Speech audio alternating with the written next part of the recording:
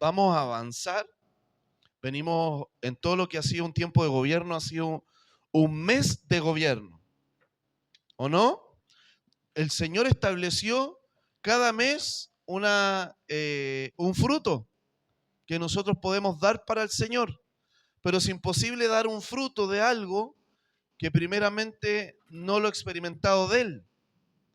¿Recuerdan eso? Que decir, ¿cómo yo puedo dar un fruto de justicia si no he reconocido su justicia, no he comido de su justicia? ¿Cómo yo puedo dar un fruto de su santidad o un fruto de paz, un fruto de amor? Tantos frutos que el Señor nos ha ido dando en el camino, paciencia, frutos tan valiosos que el Señor nos ha ido entrenando. Algunos dimos fruto, otros no lo logramos dar, pero quedó ahí esa dimensión abierta para poder dar ese fruto y creo que Dios nos diseñó fructíferos.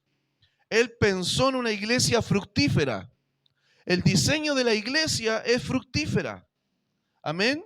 De poder dar fruto. Todo árbol que no da buen fruto será cortado y será echado al fuego. Es decir, el Señor establece tiempos para que nosotros podamos dar fruto. Misericordia, gracia. Esa misericordia y esa gracia es un tiempo del Señor para nosotros. ¿Para qué? Para poder cambiar áreas de nuestro corazón y responder a ese corazón de Él para nosotros, a la guianza del Espíritu. Amén. La semana pasada podía ver que Waldo compartió del dominio propio, que es parte del diseño de gobierno. Hablamos de ámbitos de gobierno, de cómo cada ámbito que el Señor nos abre de autoridad es para establecer el gobierno de Dios. Es decir, Dios no nos dio una familia para que sea establecida, para que la educación pública o particular, ¿cierto? Los eduque a nuestros hijos, sino que nosotros como papás tenemos la obligación y el derecho, dos cosas importantes, de educar a nuestros hijos y guiarlos en los caminos que el Señor pensó para ellos. Aún nuestros conyugazgos necesitan entrar en dimensiones de gobierno, donde ya no andamos todo el día peleando al choque, ya no andamos todo el día en esa resistencia, sino que empieza a haber un acuerdo, empieza a haber un caminar donde yo estoy pensando también en el otro todo el tiempo, porque estoy amando. Es decir, ya no vivo para mí mismo, no estoy en el egoísmo de pensar para mí mismo, sino que estoy pensando en ellos, en mi familia, en mis hijas, en mi esposa, ¿cierto? Aquí también en la iglesia, es decir, cumplimos labores en nuestros trabajos donde podemos gobernar. No solo el jefe del trabajo el que gobierna, sino que yo puedo gobernar desde la posición que me toca a mí. Ámbitos de gobierno. Amén. Hemos venido entendiendo gobierno, diseño de gobierno, el propósito del gobierno, ámbitos de gobierno, ¿cierto? Hoy día vamos a hablar de dinámicas de gobierno. Hay dinámicas para poder gobernar. Me gustaría poder llegar a llaves de gobierno, pero no logramos. No sé si nos alargamos, estoy preguntándole al Señor un domingo más o verdaderamente cerramos acá, pero no puedo saltarme las dinámicas de gobierno por llegar a algo que creo que es importante. Amén. Entonces, primeramente, hoy día vemos una generación como que le tiene temor a la responsabilidad, ¿cierto? Estamos inmersos de generaciones que se han levantado que ojalá la menos responsabilidad posible sea una vida más tranquila. Entre menos responsabilidad tengo, puedo vivir más para mí mismo.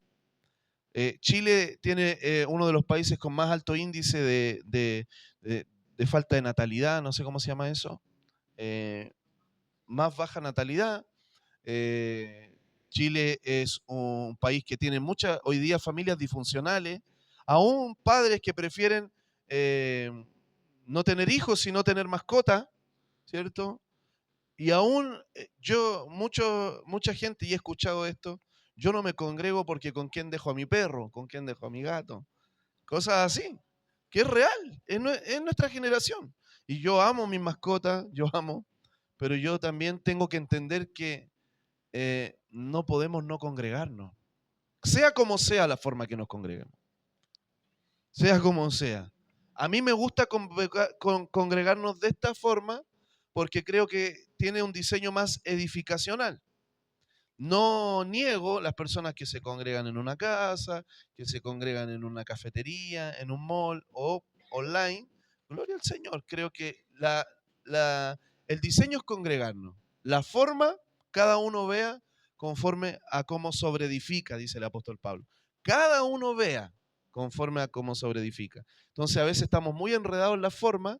Indudablemente que cada forma tiene una riqueza. Y el que va a defender la forma en cómo lo hace va a defender las riquezas de algo, ¿cierto? Es muy probable que hayan distintas riquezas en formas de congregarse. Es decir, si nos congregamos en una mesa, es muy probable que sea más participativa en cosas, haya más vínculo, pero también haya menos responsabilidad a veces se da. Distintas cosas o se diluyan otras cosas.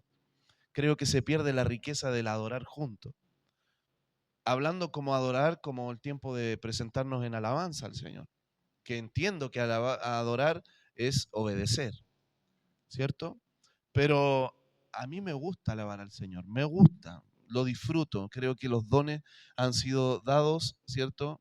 Para presentarlos delante del Señor.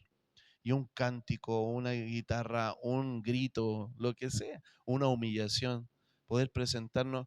Dígame que a veces no echamos de menos ese estar juntos cantando delante del Señor. ¿Cierto? Cuando uno de repente, oye, eché de menos eso, ¿verdad? Y tenemos la bendición de poder congregarnos acá de manera libre en esta nación, como hay otros países que no tienen esta bendición. Es decir, su congregar tiene que ser más oculto. Pero hay generaciones que pagaron un precio para que nosotros podamos tener hoy día la libertad de poder decir, yo el domingo voy a ir a congregarme con mis hermanos. Ya entendemos que esto no es la iglesia, es decir, ya el que sigue creyendo eso, ya es un problema de su corazón. Pero nosotros sabemos como generación que esto no es la iglesia. La iglesia somos nosotros. Amén. Usted es la iglesia. Usted es la iglesia. Yo soy la iglesia. Amén. Pero la iglesia aporta llamados. Así como Dios tiene planes, Dios tiene distintos planes que aparecen en la Escritura. Nosotros hemos conocido y reconocido y ultra conocido el plan de salvación. ¿O no? El plan de salvación lo hemos predicado acá en Chile por generaciones. Siempre se ha predicado el plan de salvación, que es un plan de Dios. Pero ¿cómo se dice? Plan de salvación. Amén. Solo un plan. No estoy denigrándolo, sino que estoy diciendo que es un plan de Dios, la salvación. Pero no es el propósito en sí. Dios no nos salva para que quedemos gravitando en el aire, ¿cierto? Y si el plan del Señor hubiera sido que nos fuésemos con Él al cielo, ya nos hubiera llevado hace rato. Por algo nos tiene acá. ¿Para qué? Para establecer pensamientos que Él tiene para la tierra, para las generaciones, para nosotros. Amén. Y eso va creciendo en la medida que nosotros vamos creciendo en Él. Los propósitos son crecientes. También decrecientes. Es decir, en lo poco fuiste fiel, yo puedo posicionarte en lo mucho. En lo poco fuiste fiel, nuevamente lo que pensábamos que era mucho pasa a ser de nuevo poco y Él viene y nos posiciona en lo mucho. Entonces, pero no tiene que tener una ambición de esas cosas, sino que uno vive en la fidelidad.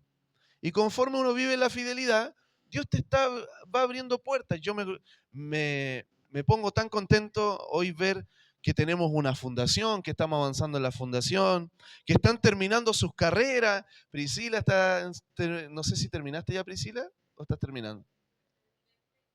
Terminó el técnico, mira, ahora vas a seguir estudiando. Gloria al Señor, la Debbie también, ya él está cierto, ejerciendo sus profesiones. Hay otros que están entrando en esto de estudiar. Ejemplo, el otro día fuimos a la apertura de la distribuidora de Daniel. Una bendición. Ver cómo los hermanos emprenden, estudian, se capacitan, no están esperando irse al cielo, sino que entienden que portan una asignación y cada uno está viviendo esa asignación. Y también vamos viendo lo que va atentando en contra de esas asignaciones. ¿Qué es? El pecado, las distracciones, cosas que vamos viendo que se van transformando, ambiciones, deseos, que para eso estamos acá a veces, para matar esas motivaciones, que no vienen del corazón de Dios para su vida, para que se mantenga enfocado en el autor y consumador de su propósito de la fe. Amén. Qué importante es poder estar entonces congregándonos, porque nos hace bien, es sano. Amén. Y bueno, así como tenemos plan de salvación, Dios tiene planes financieros. ¿Sabía usted? Así como Dios establece plan de salvación en la Escritura, Dios también habla de un plan financiero. Y el que quiera vivir conforme al plan financiero va a disfrutar de las riquezas, de la bendición de su plan financiero. Y el que no, va a vivir conforme a su plan o al plan general que le enseñaron los papás, o al plan que le enseñó el mundo, o lo que fue aprendiendo en el camino. Pero Dios tiene un plan financiero, las primicias, los diezmos, las ofrendas. Dios tiene formas, pensamientos, cosas que nosotros podemos ir descubriendo por el carácter y el corazón del Señor. Amén. Ahora, nada es impuesto, todo es revelado. Eso es lo precioso del Señor, que Él no nos impone una vida, sino que verdaderamente Él espera que sea revelado. Pero es obviamente que existen consecuencias, como dice en Deuteronomio 28, de obediencia y consecuencias de desobediencia. Es decir, no podemos negar que no, cuando viene siempre lo digo, que el que está, ¿cierto?, en la cruz con el Señor y viene y se arrepiente en el momento y el Señor le dice, ahora mismo estarás conmigo en el paraíso. Obviamente, si lo mataron. Es decir, sus decisiones tuvieron una consecuencia que es ser juzgado por las leyes terrenales y morir. ¿Cierto? El Señor lo rescata. Pero sus decisiones tuvieron consecuencias. Entonces, qué importante es que nosotros podamos ser conscientes de las decisiones que estamos tomando. Y ahí es donde va lo que estamos caminando en este tiempo, gobernar. El gobernar tiene que ver también con decisiones que nosotros tomamos. Tomamos decisiones de gobierno o tomamos decisiones de desgobierno. Todo el tiempo. Y una decisión de desgobierno siempre trae consecuencias, aunque nosotros no las veamos. Hay cosas que estamos viviendo por nuestros impulsos, por nuestros deseos, por nuestras motivaciones, ¿cierto? Y nuestra medida de gobierno también va posicionándonos en cosas. ¿Cómo gobernamos? Con fidelidad, con, con determinación, con convicción. Vamos tomando decisiones. Hoy día estamos en base a las decisiones que tomamos hace 5 años atrás, o hace 2 años atrás, o hace 3 años atrás.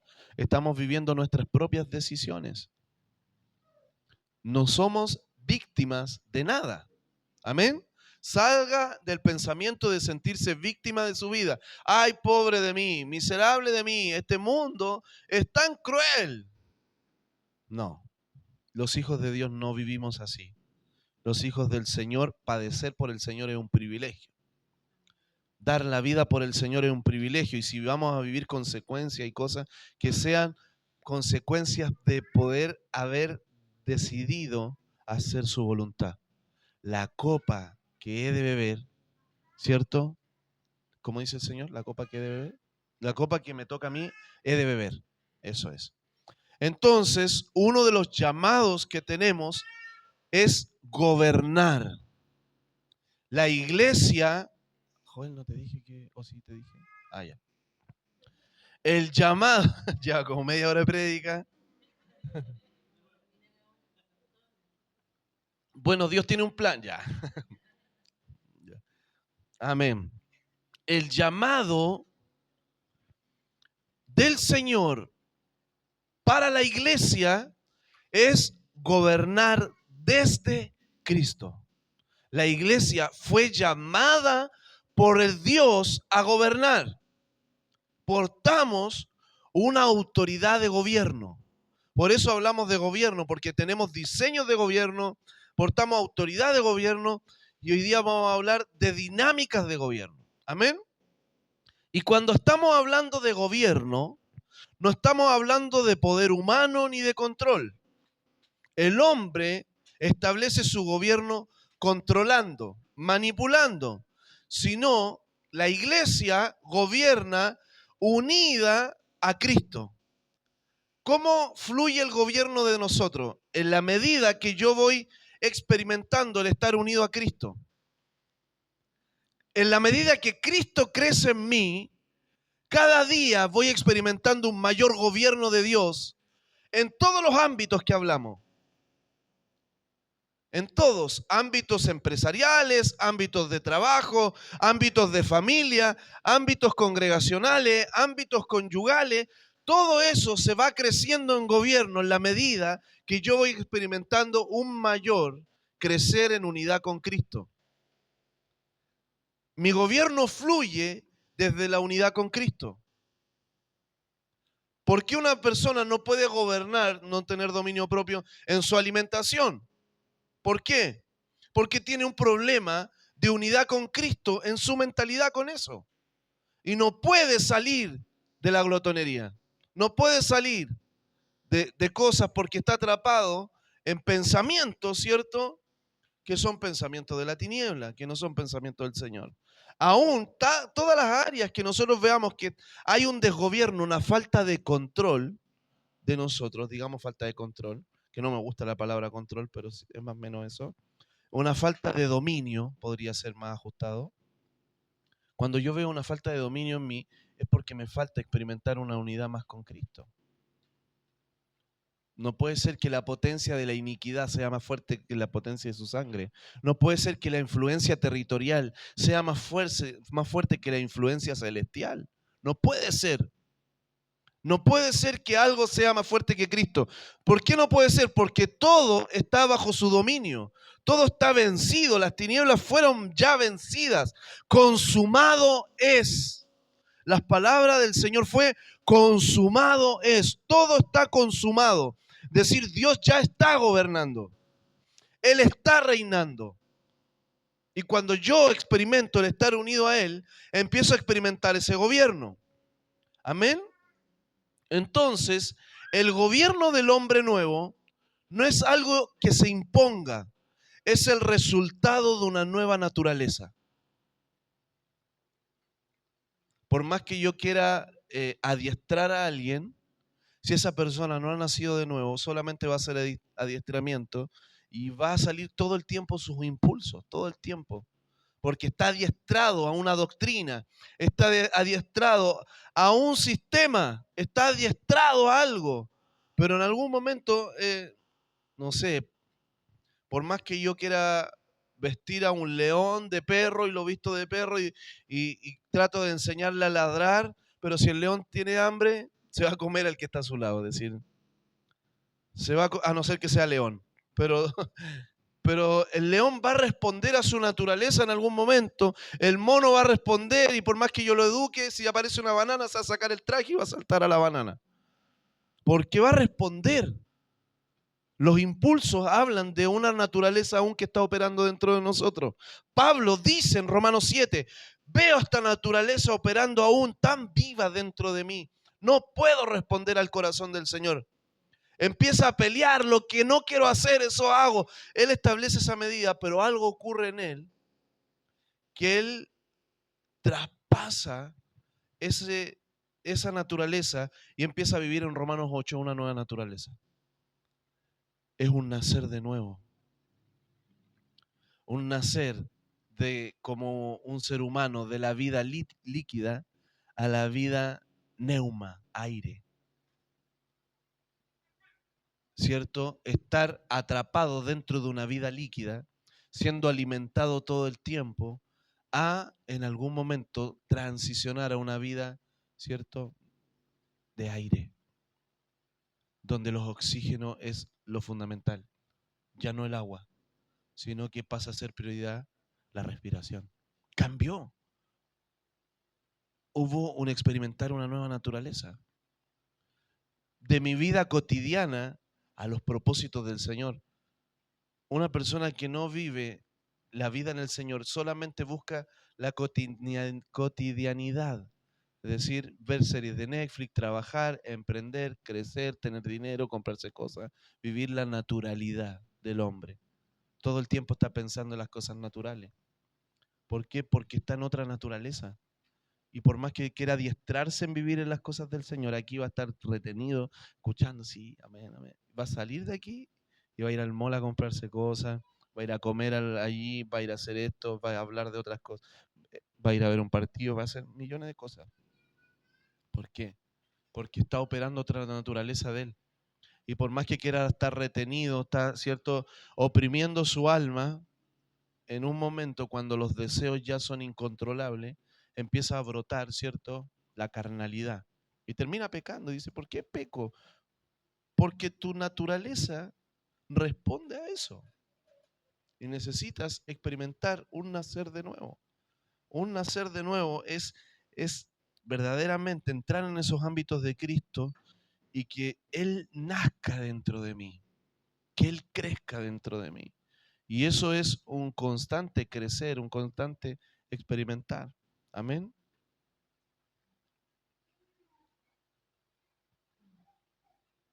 ¿Cómo sé que nació de nuevo? Porque aprendí a oír al Señor. Y vivo hoy por la fe, ya no vivo por vista. Esa es una señal clara de una persona que ha nacido de nuevo. Vive por lo que no se ve. La convicción de lo que no se ve. Está convencido que la vida que no ve es su vida, más real que la que ve. Él sabe que aunque no la ve todo el tiempo, cuando la ve, dice, esa es mi vida. De repente, quizás, no sé, en ese convencimiento, en esa convicción, de repente no ve un ángel, pero sí sintió algo y dice, algo pasó por aquí, qué sé yo.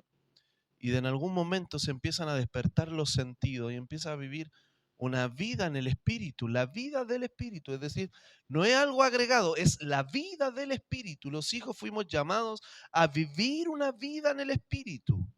La Biblia nos enseña una vida del Espíritu.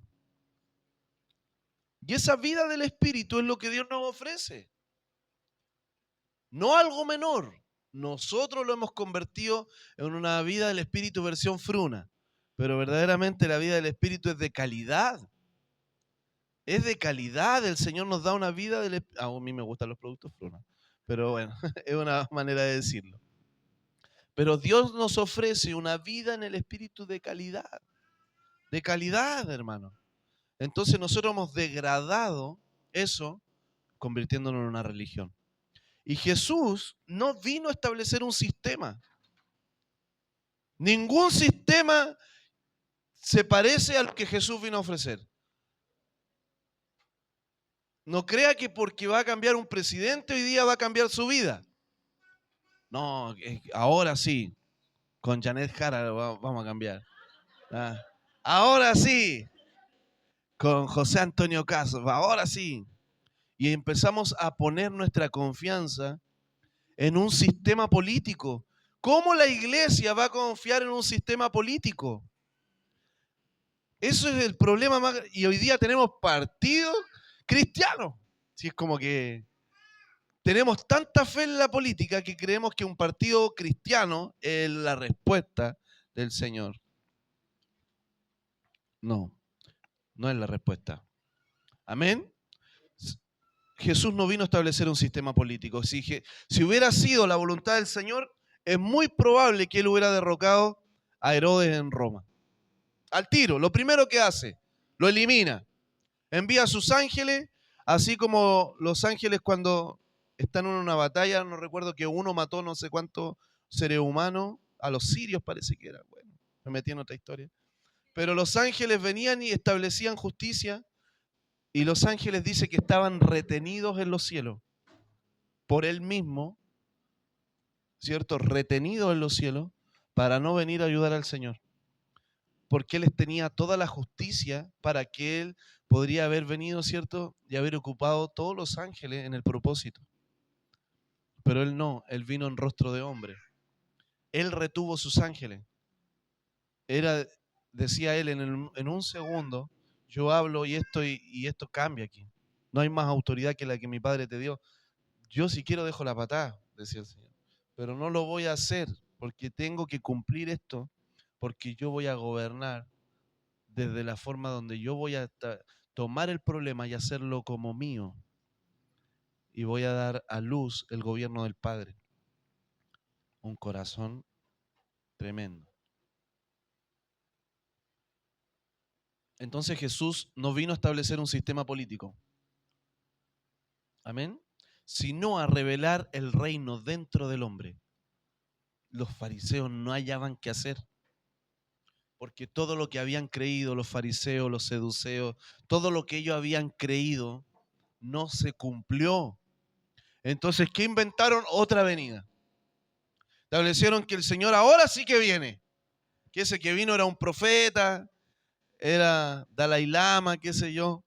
Inventaron cualquier nombre, ¿cierto? ¿Para qué? Porque ahora sí que viene el Señor. Cuando los 70 días, cuando se cumpla esto, ahora sí que viene el Señor. Son nuestras frustraciones de no entender los diseños del Señor. Entonces tenemos que inventarnos cosas para creer, decir, ahora sí que sí se van a solucionar todos mis problemas. Ahora sí que voy a parar de sufrir. Ahora sí, nos inventamos cosas porque no hemos experimentado el reino de Dios dentro de nosotros. Entonces empezamos a mirar algo superficial, algo carnal, ¿cierto? Lucas 17:21 dijo, el reino de Dios está entre vosotros. El reino de Dios está dentro, en medio de, en nosotros. El reino ahora mismo está operando el reino de Dios en tu casa, en tu vida, en tu familia, en los ámbitos espirituales. El reino de Dios es algo poderosísimo. El reino de Dios está entre vosotros. El Señor dijo, ahora mismo, si por el dedo de Dios echo fuera demonios, el reino de Dios está entre vosotros. El reino de Dios ahora. No un reino venidero, un reino ahora. Amén. El reino revelado dentro del hombre, viviendo dentro del hombre. Entonces gobernar no es dominar, no es controlar, no es establecer un nuevo sistema, no es tratar de un nuevo partido político, no es que necesitemos que Bukele venga y gobierne acá para que todo se acabe. No, lo que nosotros necesitamos es vivir conforme al reino de Dios que nos habita. Esa es nuestra respuesta. Conforme a lo que nos toque hacia afuera. Daniel supo ser hijo en medio de Babilonia. Y si nos toca un Babilonia, lo vamos a vivir como hijos, la luz viviendo dentro de mí. Y si a nosotros nos toca un tiempo de luz expansiva, vamos a poner la luz en la mesa y vamos a decir, esta es la verdad. ¿Por qué? Porque podemos hablar. Son distintos propósitos, distintos llamados. Decir, no sé, por darte un ejemplo, en los países asiáticos, hay algunos como Corea del Norte, donde tú no puedes venir y hablar así. Entonces su forma de luz es vivir el reino dentro, decir, sea donde sea, el reino se vive adentro. Pero su forma de ser luz es siendo luz. Pero a nosotros, acá que tenemos otro propósito, otro llamado, es estableciendo, ¿cierto? Una luz que se posiciona sobre las otras luces y se come las otras luces, como habla el libro de Yacer. Yacer es un libro que habla de la vida de Abraham, es un libro apócrifo. Dice que cuando nació Abraham, dice que al nacer Abraham, dice que se comió todas las demás luminarias. Como la serpiente, ¿se acuerda? En Egipto, que viene y se come la otra serpiente. Esa es la autoridad que nosotros portamos. Esa es la forma de gobierno que nosotros podemos establecer acá en Latinoamérica. Amén. Gobernar entonces no es dominar ni controlar las cosas, sino manifestar la vida del Hijo en la tierra. Manifestar la vida del Hijo en la tierra. ¿Y cómo gobernamos? Desde lo que somos. Desde lo que soy empiezo a gobernar. Amén. Entonces, si nosotros vamos a la historia de Israel tenían a Dios gobernando sobre ellos. Usted vaya a la historia en Reyes, ¿cierto? ¿Y qué me parece? Que ellos querían un reinado teocrático. ¿Qué querían? que Dios no fuera rey, querían tener un rey. Ellos querían tener un rey, ¿cierto? Y pidieron un rey humano, teniendo a Dios gobernando sobre ellos, venciendo todas las batallas, necesitaban a alguien tangible, a algo, ver algo. Entonces, ¿qué hacen? Dios les dice, ya, yo les voy a dar un rey, les da Saúl, ¿cierto? Y Saúl fue un mal rey. Fue un mal rey. Entonces, ellos querían ser igual a las demás naciones. Porque el diseño de Dios para ellos era algo complicado, no lo podían entender. Queremos ver algo. Y así a veces estamos en la iglesia, queremos un hombre que se levante, queremos algo que se haga, pero no entendemos que el reino está habitando dentro nuestro y Dios hoy está gobernando. ¿Pero qué queremos? Algo, que baje un trono, se establezca en una montaña, qué sé yo, bajen ángeles, caballos, no sé, se parta la tierra, hayan los terremotos, algo pase, apocalíptico. El otro día decíamos, y esto es súper fuerte, pero si nosotros vamos al libro de Apocalipsis, el libro de Apocalipsis no es el último libro, es decir, lo pusieron en el canon ahí para sembrar lo que sembraron en nuestro corazón. Apocalipsis debería ir después de Juan, antes de Hechos. Si Juan tiene la revelación antes de Hechos. Y Apocalipsis significa revelación, y el libro se llama Revelación de Jesucristo. No se llama Apocalipsis. Usted va a la lengua española y pone Apocalipsis, día final, día del juicio. Sí, es verdad. Pero verdaderamente la palabra Apocalipsis es revelación. ¿Y qué revelación? La de Jesucristo, la de la iglesia, las dimensiones del trono. Son la revelación de los celestiales. Que me da rabia. Entonces, es que de verdad que tenemos que sacudirnos de la religiosidad, hermano. A veces decimos sí, amén, pero seguimos creyendo estas cosas dentro de nosotros. ¿Cómo sé que las seguimos creyendo? Porque cómo vivimos. ¿Cómo vivimos? Entonces estamos como Israel, queriendo ver un rey, ¿cierto? ¿Qué ocurrió cuando Dios estableció un rey? Se distorsionó el pueblo. Se distorsionó todo el pueblo. Roma, en cambio, introdujo el concepto de imperio y conquista. Israel era un reino teocrático, pero Roma introdujo un concepto de imperio y conquista y era el dominio con el control y no por la justicia. Y cuando la iglesia primitiva fue mezclada con esa mentalidad imperial, nace la iglesia católica romana, que nace la religión jerárquica. Tenemos un papa. Frita. No, no. Los chilenos entendemos eso. Papa frita. Pero sí o no, se establece un orden jerárquico. Y donde nosotros como iglesia protestante, porque somos buenos para reclamar, ¿cierto? Los protestantes, los que protestan, ¿cierto? Y no salimos a ninguna protesta. Pero bueno, somos los protestantes. ¿Y qué hicimos? Ya que ustedes tienen papa, nosotros también vamos a tener padres espirituales ahora. Y empezamos a levantar paternidades espirituales. Pero ahora no tenemos paternidades espirituales, tenemos al hermano mayor. Ya no le llamamos padre espiritual, ya le llamamos ahora hermano mayor, pastor. Empezamos a llamarle profeta, apóstol. Pero no era bajo el diseño de los dones redentivos del Hijo, sino que es tener una imagen de un hombre en la cual yo poder rendirme a ella. Idolatría, completamente idolatría. ¿Y qué es lo que provoca esos diseños de jerarquía y control, dominio de control? Provocan distorsión en la iglesia. Es un distorsionamiento de la iglesia porque no es un diseño de justicia. La única cabeza habilitada para gobernar es Cristo. No hay otra. La iglesia parece un demonio de 1000 cabezas porque hay tantas cabezas que a las finales se inventó algo y hay tantas cabezas y criticamos la iglesia católica y tenemos nuestros propios ídolos. La diferencia es que la iglesia católica los tiene de yeso o de mármol, pero nosotros los tenemos de carne y hueso.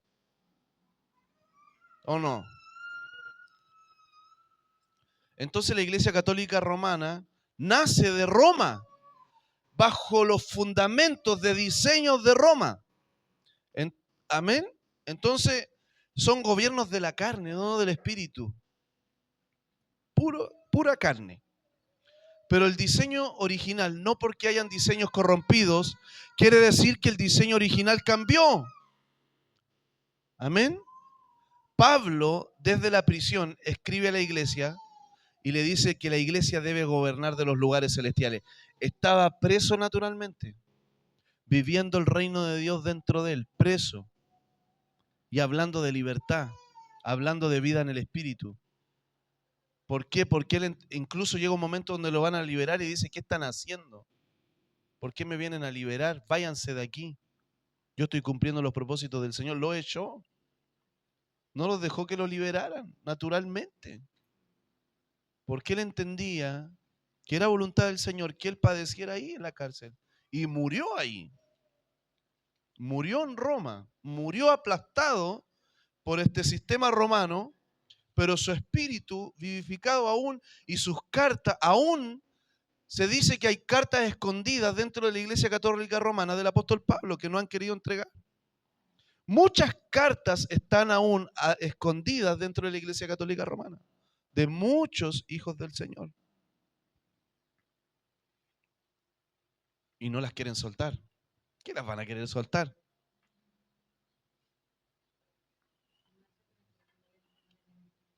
Totalmente, no les beneficia. Pero ¿qué haría la iglesia con esas cartas? ¿Cómo vivir una vida exitosa? 10 pasos. ¿Cómo comprarme mi casa, un auto y tener un perro? Como cosas. Y uno dice, ¿cómo?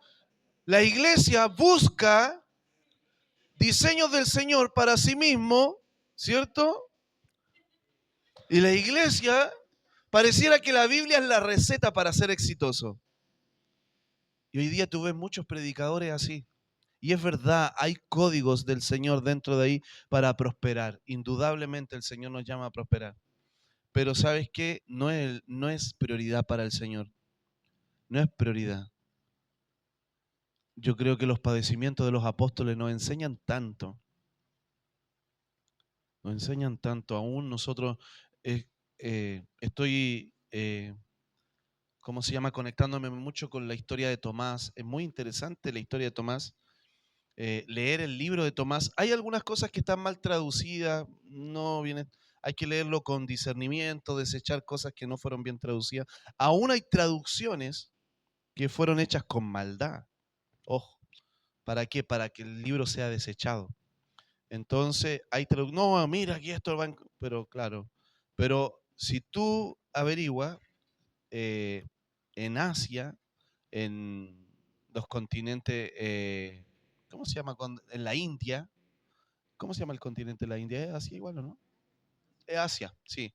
En Asia, en todo Asia, se reconoce al apóstol Tomás mucho más que en toda Latinoamérica o en Europa, y se le llama la Rosa del Nilo.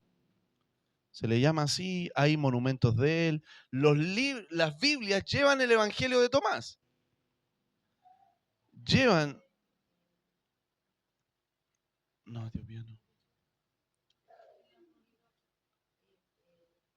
Ah, sí, sí, totalmente. Hay distintas Biblias. Ejemplo, en muchos países asiáticos está la Biblia, el canon que nosotros tenemos está muy reducido, pero está el libro de Enoch. Es decir, el libro de Enoch está muchos lugares, para ellos parte de la Biblia, el libro de Enoch. El libro de Tomás es parte de la Biblia, el libro de Yacer. La Biblia habla del libro de Yacer. Cuando la Biblia habla de libros que habla, es decir, es por algo que te habla de esos libros, porque esos libros son parte del corazón de la iglesia. Amén. Entonces, el tema es que si nosotros estamos viviendo del Espíritu, los vamos a leer cosas por leerlas, para buscar cosas para nosotros mismos. El diseño nunca cambió, por más que haya corrupción. Desde la prisión escribió a la iglesia que debía gobernar en los lugares celestiales, no desde trono humano. Pablo, ¿cómo escribe esto en Efesios, en Colosenses? Escribe estas cartas hablando del gobierno de la iglesia, preso. Y sabiendo que en ese tiempo la iglesia era perseguida. Y la iglesia no tenía forma de edificar en ese tiempo. Y Pablo tampoco tenía la visión de las generaciones a 1000 generaciones. Es decir, Pablo tenía una visión apostólica de lo que se edificaba en el tiempo. No era profeta, era apóstol. Efesios 3:10 dice: para que ahora la multiforme sabiduría de Dios sea dada a conocer por medio de la iglesia a los principados y potestades en los celestiales. La iglesia, para que la multiforme sabiduría del Señor, el consejo, la multiforme sabiduría del Señor sea dada a conocer por medio de la iglesia. La iglesia puede dar a conocer la multiforme sabiduría de Dios a los principados y potestades en los celestiales. La iglesia porta la voz en los celestiales. Portamos un diseño celestial. Hermanos, no somos de este mundo, somos de arriba. La iglesia es de arriba, la iglesia es celestial, es celestial. Amén. Entonces, el gobierno del hombre nuevo es una iglesia que gobierna desde arriba y no de abajo.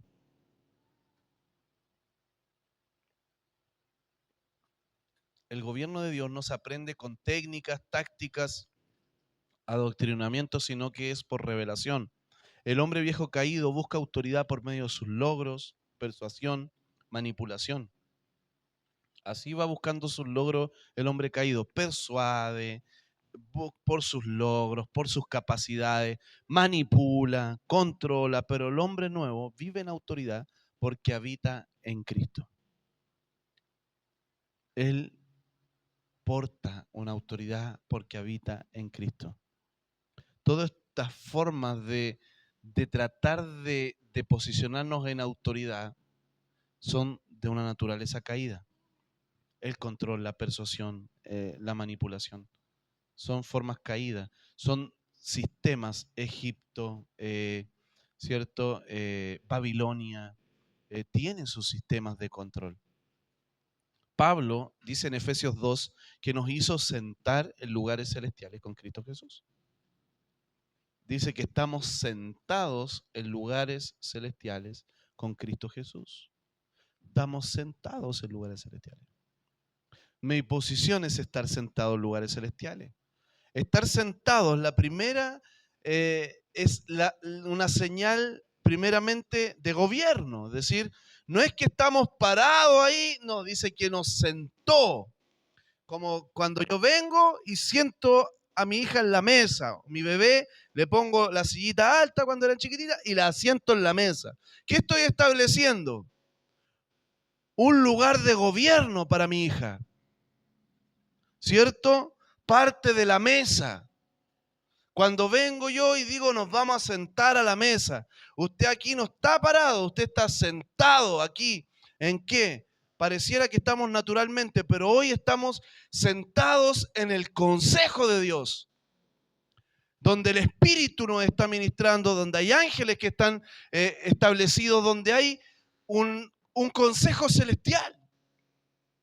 La iglesia es un consejo celestial. No está en un auditorio natural, carnal. No estamos estudiando teología. Estamos hablando diseño, revelación, propósito. Estamos abriendo nuestro entendimiento, nuestro espíritu. Entonces, Él nos hizo sentar en lugares celestiales con Cristo. Y cuando yo estoy sentado, hay dos. Uno, gobernar. Y la segunda señal, reposo. Yo cuando me siento es porque reposo, porque no estoy parado en lugares celestiales, estoy en la dimensión de la consumación de Cristo. El verdadero gobierno nace de aprender a descansar en la consumación del Hijo. Tomás habla, decir, movimiento con reposo. Estoy gobernando, pero estoy en el reposo. Los ríos de agua viva están fluyendo dentro de mí. Hay dominio propio, hay expansión, hay gobierno, hay dimensiones de autoridad. El cielo se está moviendo a mi favor. Pero estoy descansando en el Hijo. no en mi esfuerzo humano. Amén. El hombre fue establecido para poder vivir en el descanso de la consumación de la obra del Hijo. El reposo es primero. El reposo, el antidiseño, yo reposo para ¿cierto? Porque estoy trabajado y cansado. Aquí es distinto. Dios nos estableció una dimensión de reposo para poder caminar en las obras eternas que Él preparó de antemano para que anduviésemos en ella. Amén.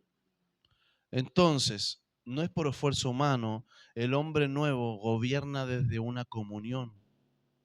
No actúa por impulso, sino por la guianza del Espíritu. Está en esa vida de reposo.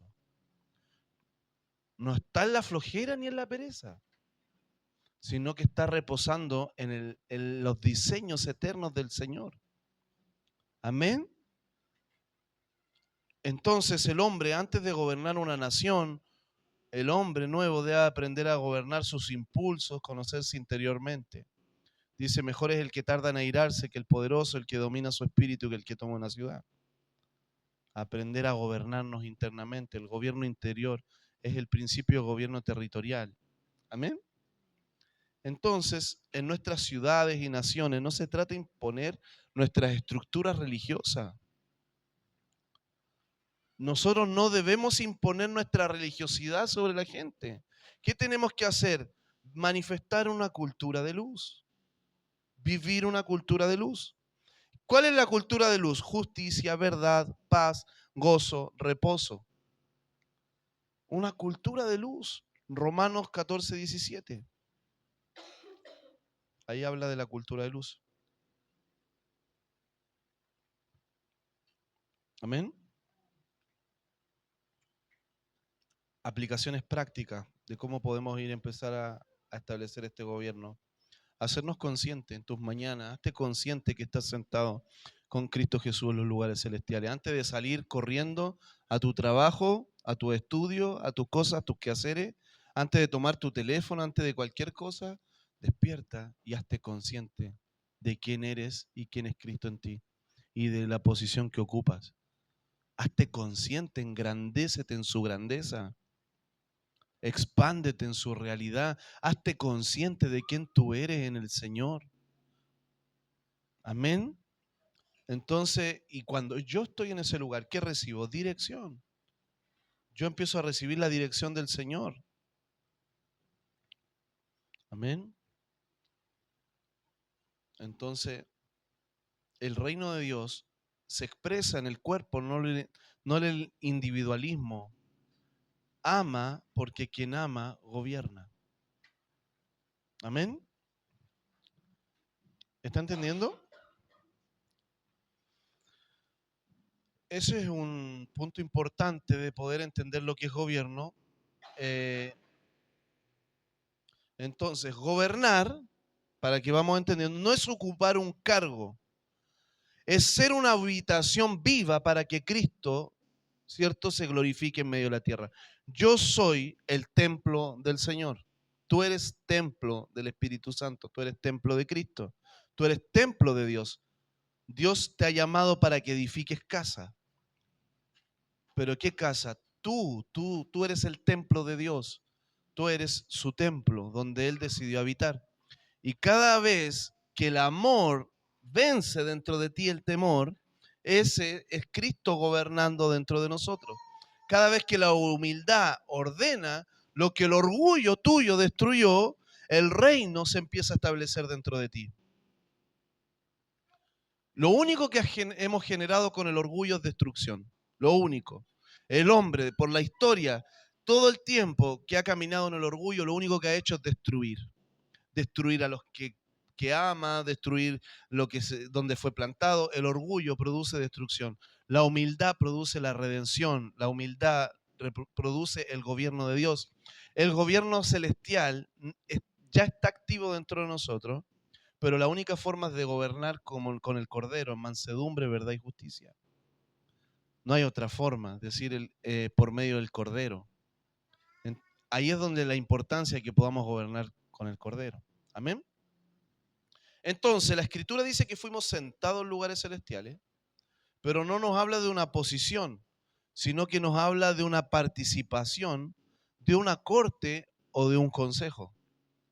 Y esto es muy importante entenderlo, que la iglesia es partícipe de las cortes celestiales. Algo que el Señor me habló y yo le compartí a Katy, es que necesitamos entender que nosotros somos partícipes del consejo celestial. Me gusta más la palabra, más que corte, creo que corte es un nombre más terrenal, me gusta más la palabra consejo. Creo que somos partícipes del consejo celestial.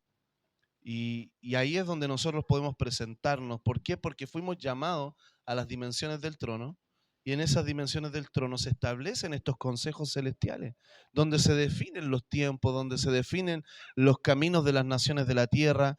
Entonces no estamos mirando desde afuera, no somos como espectadores, sino que somos invitados a participar a los pensamientos de Dios. No solo vivimos de la justicia que se establece, sino que la iglesia tiene la capacidad de vivir en los pensamientos de Dios. ¿Qué Dios está pensando ahora? Como cuando Dios toma a Abraham, lo toma, lo lleva, ¿cierto? Y en ese momento cuando lo lleva le dice, mira, ¿ves esa ciudad que está ahí? Esa Sodoma. ¿Sí la ves? Sí, sí la veo. Sí. La voy a destruir. Y Abraham queda como... Y se va. ¿Por qué? Porque dice que Abraham por medio de la fe se convirtió en amigo de Dios. Y cuando uno transiciona de ser siervo a ser amigo del Señor, uno empieza a ser partícipe de los pensamientos de Dios. Dios te dice, ¿ves, hermano? Sí, esto va a pasar. ¿Ve ese territorio? Mira, esto quiero hacer. Mira, ¿ve eso que tú ves? Yo quiero hoy día que tú lo velo, ya no va a estar. Cosas así, y tú dices, Señor, ¿qué podemos hacer? Solamente empezamos a ser testigos de eso. Aún el Señor cuando te invita a sus consejos, esto es impresionante porque de repente uno está, a mí me ha ocurrido, tú estás en la dimensión del Espíritu, el Señor vienen ángeles y te invitan al consejo de Él, y se establece un consejo celestial y empiezan a establecerse medidas para territorios, cosas, y uno aporta en esos consejos. Dios te llama a esos consejos. ¿Por qué? Porque tú estás transicionando ya no de ser siervo, sino poder ser amigo del Señor, partícipe de su obrar en medio de la tierra. Dios quiere que la iglesia entienda quién es en el Señor. La iglesia no es algo para ser pisoteado y ser maltratado. La iglesia es parte de los consejos del Señor en los celestiales, donde se definen todas las cosas. Amén. El Salmo 103, 19 dice, el Señor estableció su trono en los cielos y su reino domina sobre todos. El Señor estableció su trono en los cielos y su reino domina sobre todos. Su reino está todo el tiempo gobernando. Él estableció su trono en los cielos. Job también dice, dice el consejo de los cielos, donde dice que se definían, en Job 1 dice donde se definen los destinos de la tierra, en los cielos donde se definen los destinos de la tierra. Amén. Entonces, el consejo del cielo es una dinámica de gobierno donde la iglesia puede entrar. La iglesia puede gobernar a través de poder establecerse en el consejo de los cielos.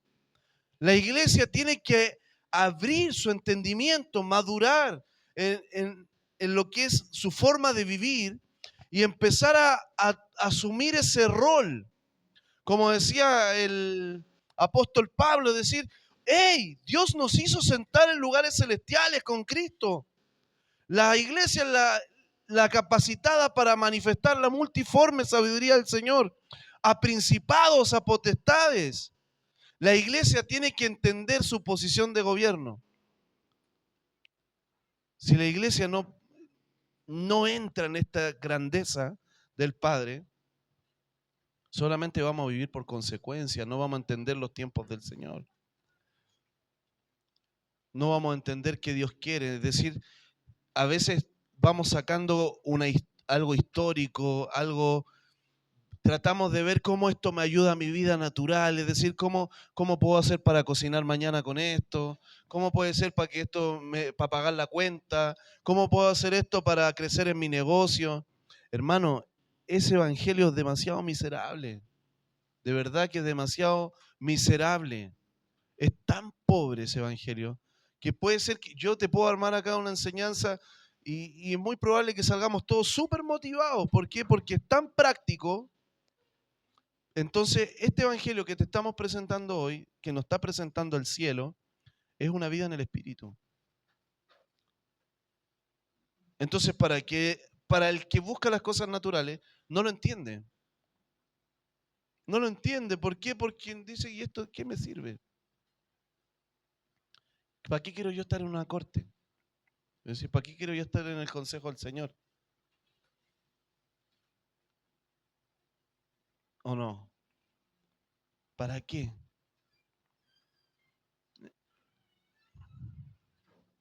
Entonces, el consejo de los celestiales no es una sala física, es un estado de comunión donde el Espíritu Santo comunica lo que el Padre está pensando. Es poder vivir de los pensamientos de Él. Es poder decir, mira, esto está hablando el Señor para este tiempo. ¿Sabes qué? La adoración que tuvimos fue tan tremenda porque empezar a ver cómo el Señor llamaba a Latinoamérica y decir, ya no era nosotros, es decir, el Señor convocando un continente, pudiendo ser partícipe de algo grande, de algo grande.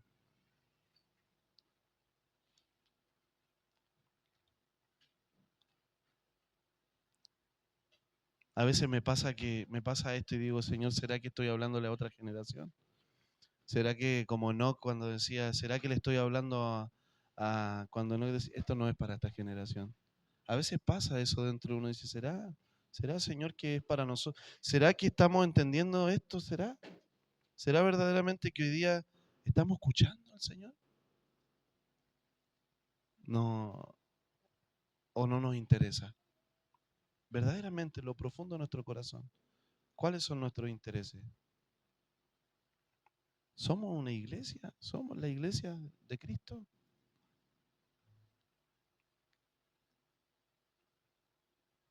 ¿Y qué hago? A ver, ¿qué hago yo? ¿Qué hago? ¿Qué hago? Sí, sí.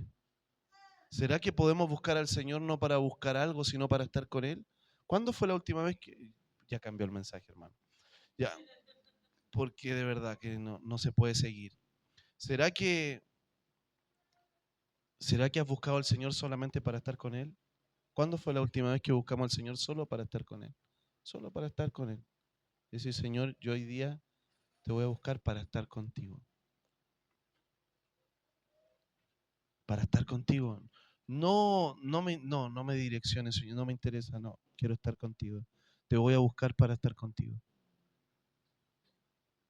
Quiero estar contigo. ¿Cuándo fue la última vez que lo hicimos? ¿O lo hemos hecho alguna vez? ¿Solamente? ¿Mm? Vamos, ¿quién? ¿Waldo me acompaña?